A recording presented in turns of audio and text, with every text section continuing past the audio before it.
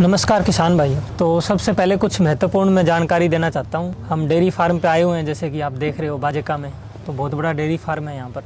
पहला जो काम होता है, हम पशु को खरीदना होता है, पशु को खरीद के लाते हैं। तो सबसे पहले हमें क्या देखना है, पशु में उसकी नस्ल देखनी होती है। नस्ल अगर अच्छी होगी तो ही पशु का आपको फ़ायदा होगा, आमदनी होगी। क्योंकि पशु का पोटेंशियल जिसको बोलते हैं ना, हम जेनेटिक पोटेंशियल बोलते हैं हम हमारी भाषा में, तो तभी बनेगा जब पशु की नस्ल अच्छी हो। अच्छी नस्ल नहीं है, उसको चाहे कितना भी आपने आहार अच्छा खिला दिया या आपने उसकी सारी प्रोटीन की, ऊर्जा की सारी ज़रूरतें पूरी कर दी, तो भी उसका दूध नहीं बन पाएगा उतना, अगर उसकी नस्ल अच्छी नहीं हुई। नस्ल से और भी बहुत सारी चीज़ें जुड़ी हुई हैं कि कोई भी आपका पशु की अगर पहचान है तो नस्ल के आधार पर पहचान होती है। पशु की कीमत है वो नस्ल के आधार पर तय होती है। ठीक है, अच्छी नस्ल का पशु होगा तो उसका आपको पैसा भी अच्छा मिलेगा, आमदनी भी आपकी अच्छी होगी। तो गाय में और भैंस में बहुत तरह की नस्लें हैं, 35 से ऊपर नस्लें हैं गाय के अंदर। तो ऐसी भैंस में कम से कम 20-22 नस्ल तो रजिस्टर्ड है पूरे इंडिया की हम बात करें। तो उसमें से जैसे गाय की नस्लें हैं, उसमें 2 तरह की नस्ल हमारे यहाँ होती है। एक तो देसी नस्ल होती है, एक विदेशी नस्ल के पशु होते हैं। तो देसी और विदेशी ये 2 तरह की नस्लें हैं। तो इसमें हमारे यहाँ जैसे है कि विदेशी नस्ल है, 2 तरह की नस्ल है विदेशी में भी हमारे। HF है एक तो, होलिस्टीन फ्रीजियन जिसको बोलते हैं, दूसरी है जर्सी जिसको बोलते हैं। जर्सी को कई बार अमेरिकन भी हम बोल देते हैं। एक देसी नस्ल है, देसी नस्ल की गायें बहुत सारी हमारे पास, जैसे साहिवाल है, गिर है, राठी है, थार पारकर है, हरियाणा है। ये हमारी इस रीजन में जो पाली जानी है वो उनका मैंने नाम लिया है अभी। ठीक है, तो क्या फ़र्क होता है अभी हम देसी पालें या विदेशी नस्ल पालें, कौन सी गाय पालनी चाहिए, या विदेशी पशु हमारे यहाँ क्यों लेके आए हम, उसका क्या कारण रहा है। चलो, एक तो अंतर ये हो गया कि दूध ज़्यादा देती है, देसी नस्ल से ज़्यादा दूध देती है विदेशी वाली। ठीक है, लेकिन उनकी विदेशी की फ़ैट कम होती है, ये पता होगा आपको ना, फैट कम होती है। पहला अंतर तो ये हो गया। दूसरा अंतर होता है, देसी नस्ल के जो पशु होते हैं उनमें रोगों से लड़ने की क्षमता ज़्यादा होती है। देसी नस्ल के जो पशु होंगे उसमें रोग कम होते हैं, जैसे कि थनैला रोग है, थनों की सूजन आ जाती है, जैसे में थनों में दूध में खून आने लग जाता है, तो वो किस में ज़्यादा होता है, विदेशी नस्ल के पशुओं में होता है। दूसरा आपने चीचड़ी रोग सुना होगा, चीचड़ लग जाते हैं पशु के, तो उससे क्या है कि खून में परजीवी आ जाते हैं जिनको हम बवेशिया थिलेरिया ये बोलते हैं, और उनके पशु के यहाँ कंधे पे गांठें बन जाएंगी। जो मतलब जो बछड़ा होगा, बछड़ी होगी, जो छोटे पशु होंगे उनके, तो चीचड़ी रोग भी हो जाता है, मतलब नवजात जो होता है उसके चीचड़ी रोग भी हो जाता है। तो ये किस में ज़्यादा होता है, ये विदेशी नस्ल वाले में ज़्यादा होता है, देसी नस्ल वाले में कम होता है। अगला जो अंतर होता है उसमें क्या है कि विदेशी नस्ल के जो पशु होते हैं वो सर्दी के मौसम के लिए उपयुक्त होता है उनके लिए, जैसे सर्दी का मौसम है ये, इसमें सही है।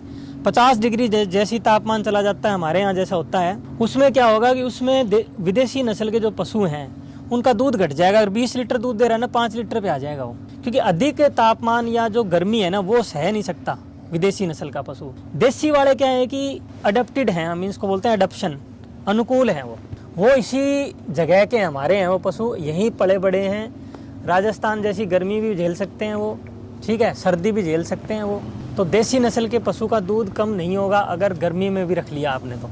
अगली चीज़, जो विदेशी नस्ल के जैसे पशु हैं, दूध तो ज़्यादा देते हैं, आप 35 लीटर ले लो, 40 ले लो, 45 लीटर भी देते हैं, 50 लीटर भी देते हैं पंजाब में जो हैं। लेकिन फिर उनका एक चीज़ है, चारा जो है, जो आप चारा देते हो, जैसे हरा चारा है या सूखा चारा है, उसकी क्वालिटी बहुत इंपॉर्टेंट होती है। अगर आपने अच्छी गुणवत्ता का चारा नहीं दिया ना तो भी वो दूध अच्छा नहीं देगा। आपने थोड़े टाइम सूखे पर रख लिया तो फिर वो 20 लीटर से फिर 5 लीटर पे आ जाएगा। तो इसलिए देसी नस्ल के पशुओं की ये खासियत है। उसके अलावा दूध की गुणवत्ता की बात करें, अब तो A1 A2 वाला भी कॉन्सेप्ट आ गया है। अभी A2 दूध जो होता है वो देसी नस्ल के गायों का होता है, A1 जो होता है विदेशी वालों का होता है।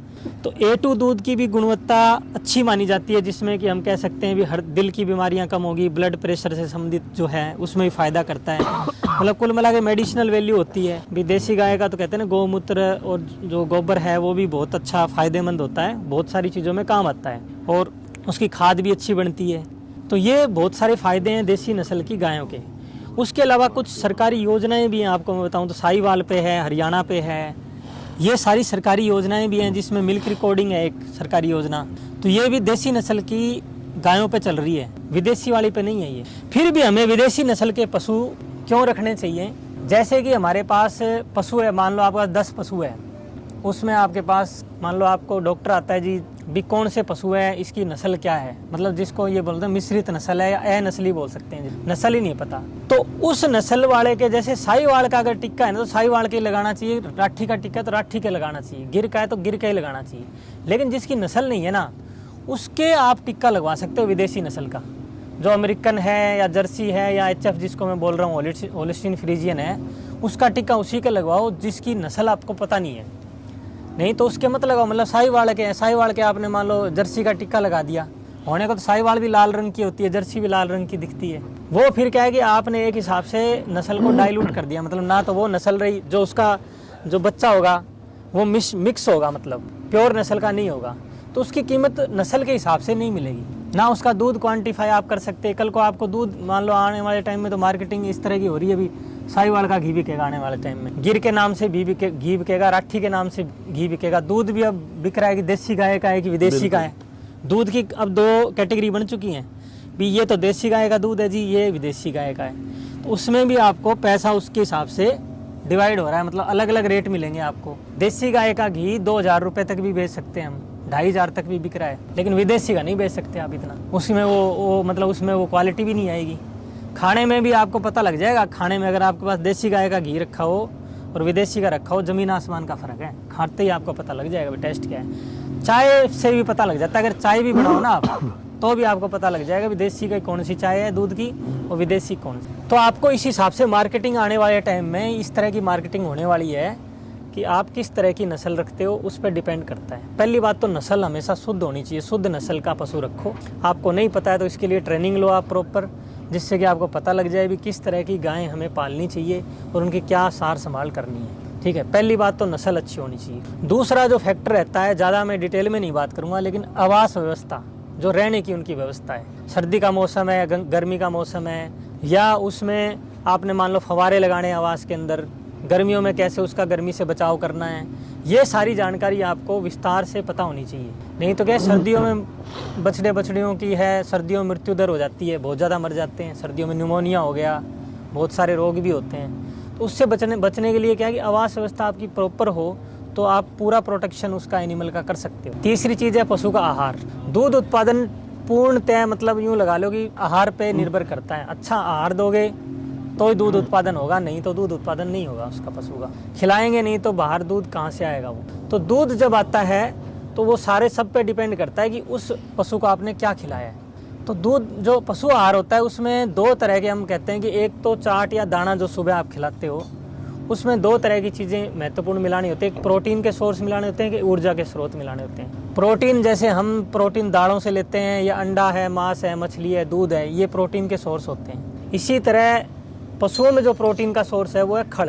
खड़ हमें खिलानी होती है, लेकिन इसमें हम क्या करते हैं, खड़ तो हम बहुत खिलाते हैं लेकिन उसकी क्वांटिटी के हिसाब से नहीं रखते भी कितने दूध वो दे रही है, उस हिसाब से उतनी खड़ आपको डालनी है, ना ज़्यादा डालनी ना कम डालनी। दूसरा हमें अनाज मिलाना है मान लो, तो अनाज भी हमें क्या करते हैं कि हम गेहूं का दलिया देते रहते हैं एक ही तरह का अनाज, जबकि अनाज डालना चाहिए कम से कम 3 या 4 तरह का। जैसे गेहूं है, जौ है, जवार है, बाजरा है, जई है, मक्का है। तो कई बार मक्का सस्ता होता है गेहूं से, तो मक्का डालो। मक्का सबसे अच्छा अनाज होता है। आपने देखा मुर्गी पालन जो करते हैं मक्का सबसे ज़्यादा डालते हैं मुर्गी पालन में, तो मक्का बहुत अच्छी चीज़ है। जो अनाज होता है वो लगभग 70% लगभग अनाज होना चाहिए। इसमें वो भी आ गया, गेहूं का चोकर भी आ गया, चने का छिलका है, दाल का छिलका है, आप वो भी मिलाना चाहो कुछ भी, वो भी आप मिला सकते हो।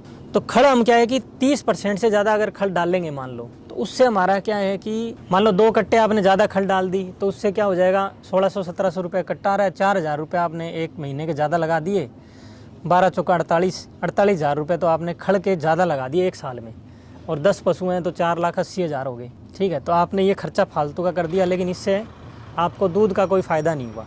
तो 30% का मतलब 30%, यानी 10 किलो आप दाना बना रहे हो तो 3 या 3.5 किलो खड़ होनी चाहिए, 100 किलो बना रहे हो तो 30 या 35 किलो खड़ होनी चाहिए, बाकी आपने उसमें अनाज डालना है। तीसरी चीज़ जो डालनी होती है इसमें, वो होती है खनिज मिश्रण। पशु में क्या है कि बहुत सारे खनिज के तत्वों की कमी चल रही है, जैसे ज़मीन में हो ही रही है, जैसे आप डाल रहे हो नाइट्रोजन डाल रहे हो, DAP यूरिया डाल रहे हो, फास्फोरस डाल रहे हो, पोटास भी डाल रहे हैं, जिंक भी डाल रहे हैं, आयरन की स्प्रे भी कर रहे हैं, लोहे की भी हम। तो ये सारी कमी हो रही है, फसल में कमी हो रही है, तो पशु के शरीर में भी कमी हो रही है। मतलब ज़मीन से फसल में आएगा, फसल से शरीर में जाएगा पशु के शरीर में जब इन चीज़ों की कमी हो जाती है तो पशु का दूध नहीं बढ़ पाता। खनिज मिश्रण की कमी से आप यूँ लगा लो, दूध में कैल्शियम होता है, पशु दूध जब ही देगा जब उसके शरीर से कैल्शियम दूध में आएगा, और शरीर में अगर कैल्शियम की कमी हो गई तो दूध घट जाएगा उसका।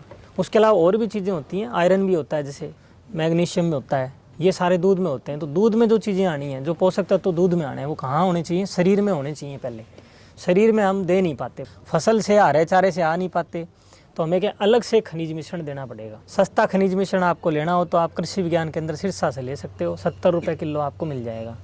वैसे कंपनियों का भी आता है, वो भी आप परचेज कर सकते हो अगर आप अच्छा मतलब लेना चाहो तो कोई दिक्कत नहीं। यूनिवर्सिटी का भी अच्छा है हमारा, कंपनी का भी आप ले सकते हो, किसी कंपनी का है। तो खनिज मिश्रण आपको डालना होता है, एक पशु को 50 से 60 ग्राम खनिज मिश्रण की जरूरत होती है रोजाना, डेली।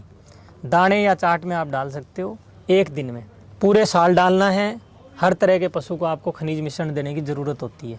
चौथी चीज़ जो होती है नमक। नमक हम पशु को नहीं देते कई बार। नमक बहुत ज़्यादा ज़रूरी चीज़ है।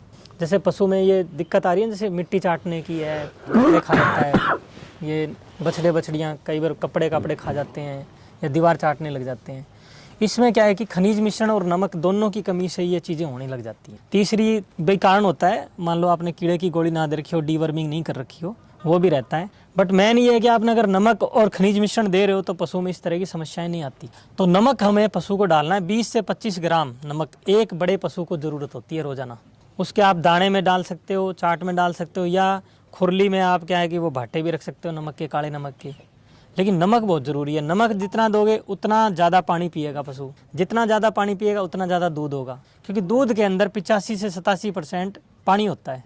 तो पानी अगर शरीर में पानी बाहर से नहीं दोगे तो दूध में नहीं आएगा, दूध उसका बढ़ेगा नहीं, क्योंकि दूध पानी बनाने की कोई मशीन अंदर पशु के अंदर नहीं होती, कोई फैक्ट्री तो होती नहीं अंदर। बाहर से पानी पिएगा, वही पेशाब भी करेगा उससे और दूध में भी आएगा। तो पानी सबसे ज़्यादा ज़रूरी चीज़ है, जो कि आपको तभी पशु पिएगा जब नमक आप उसको उचित मात्रा में नमक दोगे। और मैं तो कहता हूँ पानी भी आप 24 घंटे पशु के आगे रखो। कई बार हम ये करते हैं कि दो टाइम पिला दिया, 3 टाइम पिला दिया, तो उसमें भी क्या है कि पशु कई बार पशु को प्यास लगी होती है लेकिन वो पानी नहीं मिल पाता उसको, तो उससे भी दूध में कमी आने के चांस हो जाते हैं। तो ये सारी बातें आपको ध्यान रखनी है मेरी भी। आपको इस तरह से पशु का आहार तैयार करना है। दूसरा, जैसे हरा चारा और सूखा चारा है, तो सूखा चारा पशु को ऐसा करो भी, सूखा चारा, अकेला सूखा चारा कभी पशु को मत दो लंबे टाइम तक, क्योंकि सूखे चारे में कोई भी पौष्टिक तत्व नहीं होता, कोई भी नहीं होता, मतलब 0 वैल्यू होती है उसकी, एक भी पौष्टिक तत्व सूखे चारे में नहीं होता। लेकिन सूखा चारा इसलिए दिया जाता है जिससे कि पशु के पेट की संतुष्टि हो जाए, उसको फाइबर मिल जाए, और जो हरा चारा दिया उसको पचाने में मदद मिलती है या जुगाली करने में हेल्प मिलती है, इसलिए सूखा चारा हम डालते हैं। तो सूखा चारा हमेशा हरे चारे के साथ मिक्स करके डालना है। 4 से 6 किलो आप सूखा चारा एक पशु को दे सकते हो, और हरा चारा 20-25 किलो या 30 किलो, जो भी उसकी दूध की रिक्वायरमेंट है उसके हिसाब से हरा चारा हम दे सकते हैं। मतलब लगभग 1/4 अगर आप बात करें, मोटा मोटा 1/4 आप सूखा चारा दे सकते हो, बाकी आप हरा चारा। लेकिन 2 तो इनको मिक्स करके दो, जिससे कि, क्योंकि सूखे चारे के अंदर कोई पानी भी नहीं होता, नमी भी नहीं होती है। तो जब आपने सिर्फ सूखा चारा पशु को खिलाया है तो उसके अंदर क्या है कि पेट जो होता है उसका, पेट के अंदर बंदा बन जाएगा उसके, पानी तो है नहीं उसमें, सूखा है वो, तो इसमें बंदे की शिकायत भी हो जाती है, जिसको हम कॉन्स्टिपेशन कहते हैं, कॉन्स्टिपेशन भी हो सकता है। लेकिन हरा चारा साथ में होगा तो उससे क्या है, हरे चारे से जूस निकलता है, उससे वहाँ रूमन, जिसको हम पहला पेट बोलते हैं, उसका 4 पेट होते हैं जैसे पशुओं में, तो पहला पेट में जीवाणु होते हैं, तो उससे क्या नमी निकलेगी, पानी निकलेगा, जूस निकलेगा उससे, सूखा चारा भी साथ में होगा, तो उससे पाचन शक्ति उसकी ठीक बनी रहती है।